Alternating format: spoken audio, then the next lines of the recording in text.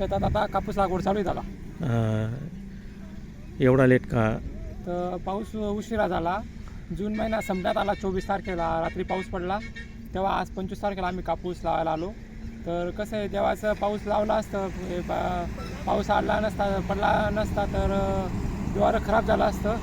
मागाचं बिवारं आहे 1000 रुपये, 1700 रुपयाची थैली कापसाची. मक्याची थैली 2000 रुपयाची आहे. मग त्याच्याकडून आम्ही पाऊस पडला तातीवर कसं लावलं जातं, लगेच उतरून जातं. 2 माणसं जास्त लागले, शेतकरी सगळी कड सोसून घेतो. शेतकऱ्याचं कसं आहे, सगळं उठणं पटणं याच्यावर असतं. पैसे असता तर बिवारा राहत नाही, बिवारा आता खत राहत नाही. आता खताचे सुद्धा तसेच तसं झालं, खताचे सुद्धा खत मिळत नाही. 3 युरियाच्या थैल्या मिळतात, 3 युरिया थैल्यावर काय गोट होते दादा सगळं. तर कसं आहे, शेतकरीचं सगळं याच्यावर आहे. शेताने पैसे काढावे, शेतात टाकावे, शेताचा माल पिकतो तो शेतात भाव राहत नाही.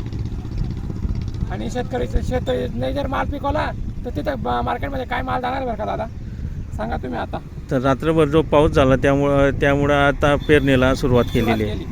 आता येणारा जो हंगाम आहे तो लेटच होईल. सर्व गोष्टी 4 क्विंटल उतरेल तेव्हा आता 3 क्विंटल का उतरेल. पण शेतकरी कसं म्हणतो, हे कसं आहे, बोजाचं पीक आहे, कर्ज फिटून जाईल. पण कर्ज तर फिटायचं नाही, तिथलं तिथं असतं सगळं. पण शेतकरीचं मन एवढं मोठं असतं, पहा तुम्ही.